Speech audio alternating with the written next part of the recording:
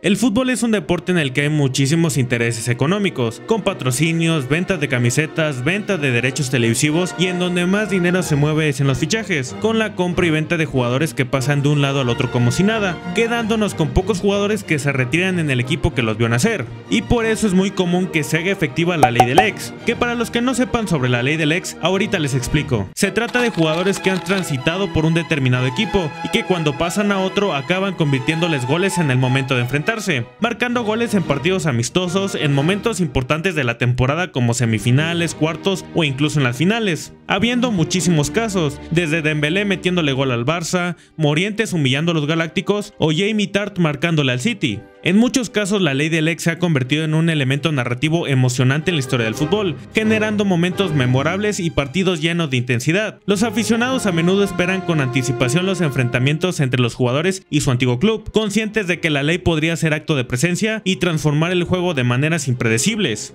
Y es por eso que hoy te presento las mejores ley del ex en la historia del fútbol.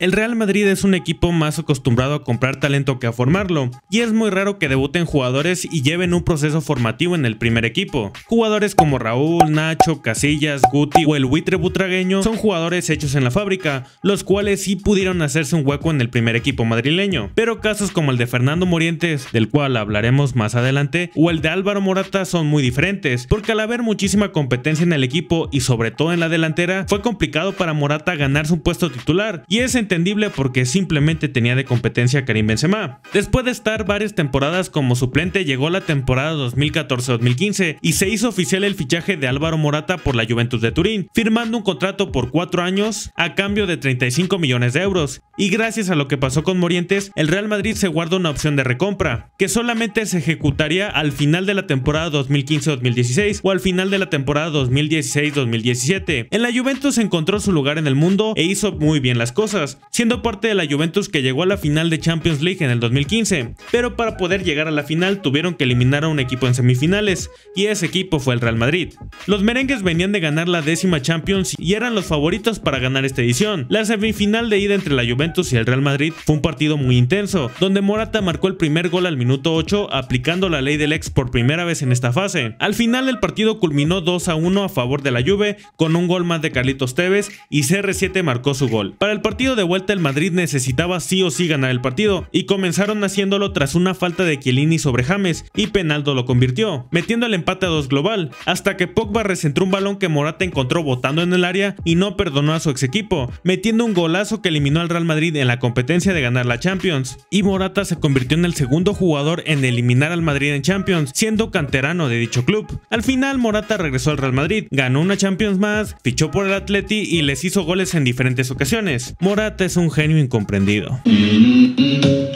I'm in love with the shape of you. We push and pull like a magnet do.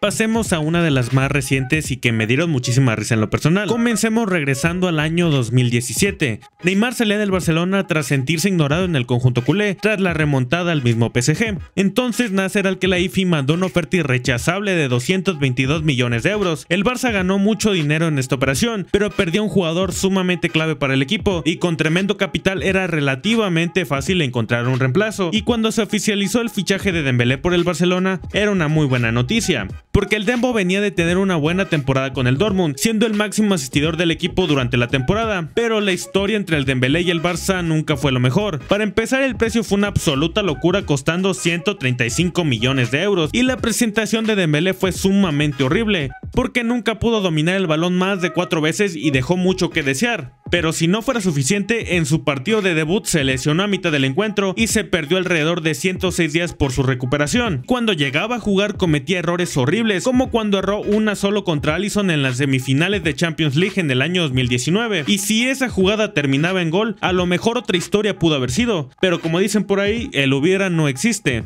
Ahora remontémonos al mercado de fichajes del año pasado. En pretemporada marchaba todo perfecto para el FC Barcelona. Incluso hasta Dembélé había hecho un gol en los clásicos que se hacen en Estados Unidos.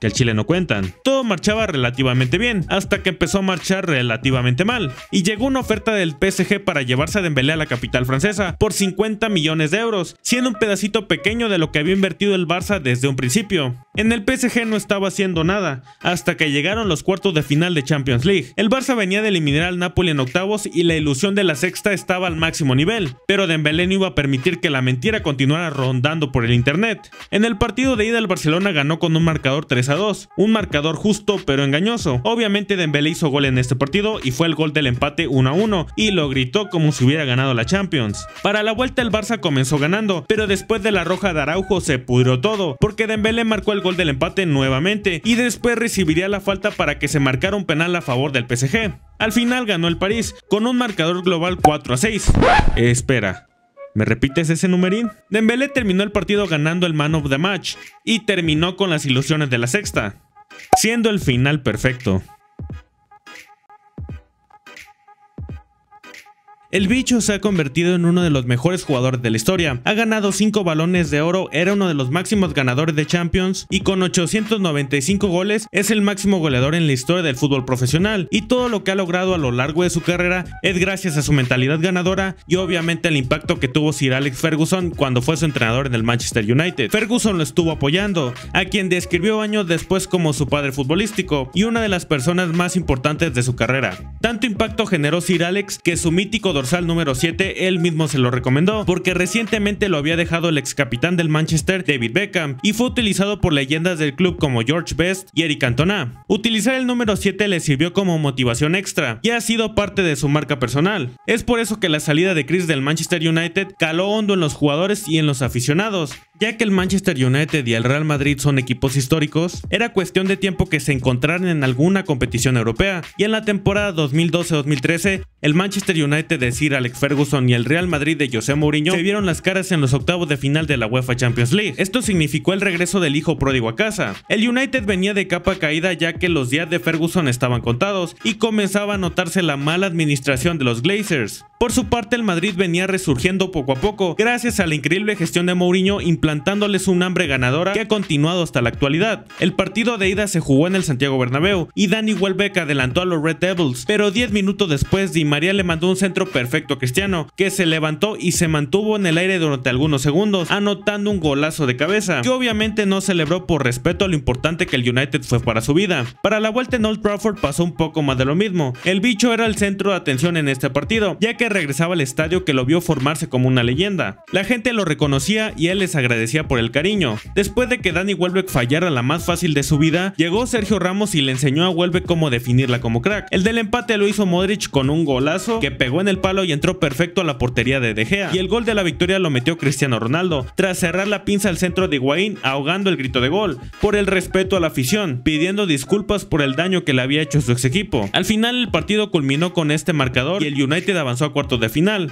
Este es el ejemplo de que no siempre la ley del ex son para vengarse de un maltrato de un equipo anterior, simplemente son parte del deporte y la mejor manera de demostrar respeto al equipo que tienes enfrente es dar lo máximo de ti y demostrar que no fue un error haber invertido en ti.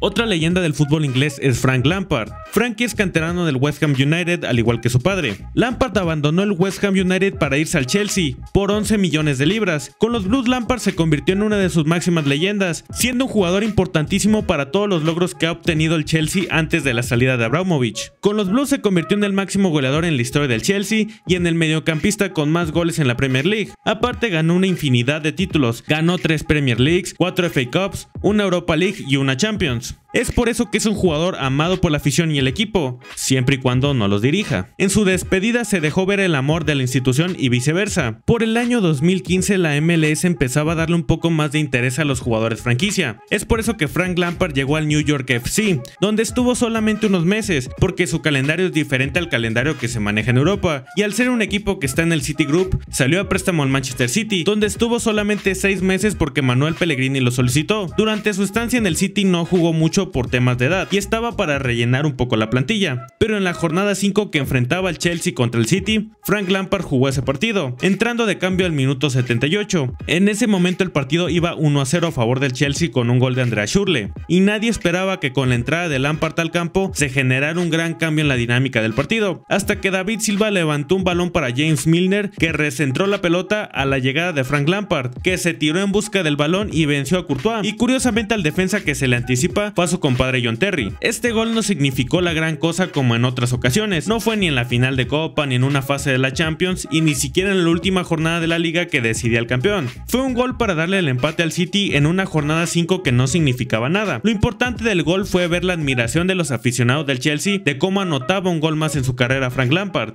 Nadie le recriminó nada, no perdió puntos como leyenda, simplemente fue un caso más de la ley del ex. Obviamente el gol no lo celebró, pidió perdón y terminó el encuentro. Lo malo para él es que su prestigio como leyenda lo fue perdiendo por su incapacidad como entrenador, donde solamente acumula ridículos. El mejor ejemplo de odio y toxicidad en el fútbol es Argentina. Todos conocemos que en Argentina el fútbol es casi una religión. Si no, pues nada más chequen la iglesia maradoniana, todo lo que generó la muerte del Diego y cómo defienden a Messi como si fuera de su familia, cuando Messi ni los topa y les aventaría su guarro si algún día se lo encontraran. Boca y River son equipos que han generado muchísima rivalidad, generan peleas entre la afición, incluso han llegado a agredir a los mismos jugadores. Simplemente la violencia es excusada con el argumento del amor a los colores, lo cual es una estupidez. Pero bueno, de eso no trata el tema del video. Boca Juniors y River Plate se enfrentaban en la final de Copa Libertadores de América. Ambos equipos venían haciendo las cosas bien y nos entregaron un partidazo de ida jugado en la Bombonera, que está en forma de D en honor a su máximo aficionado, Davo Ceneice.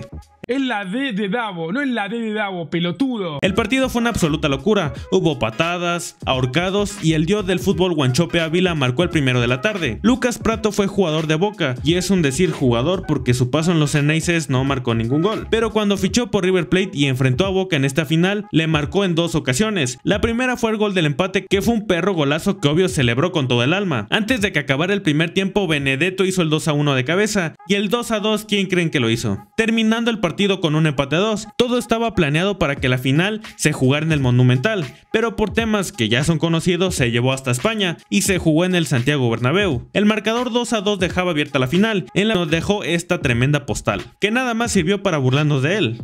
¡A la bestia! ¿Estoy viendo doble? Este gol de Pratto significó algo importantísimo y caló hondo en los aficionados de Boca, que después de hacer un doblete en la ida, volvió a marcar el del empate, anotándole 3 goles a su ex equipo, que significaron perder la final de Libertadores ante el odiado rival.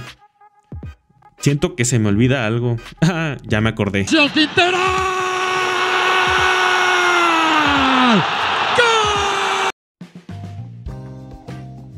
Gracias por ver el video, dale like y comenta qué otra ley del ex me faltó y suscríbete para que seas parte de los muertos del fútbol. Y recuerda, coman frutas y verduras. Here we go.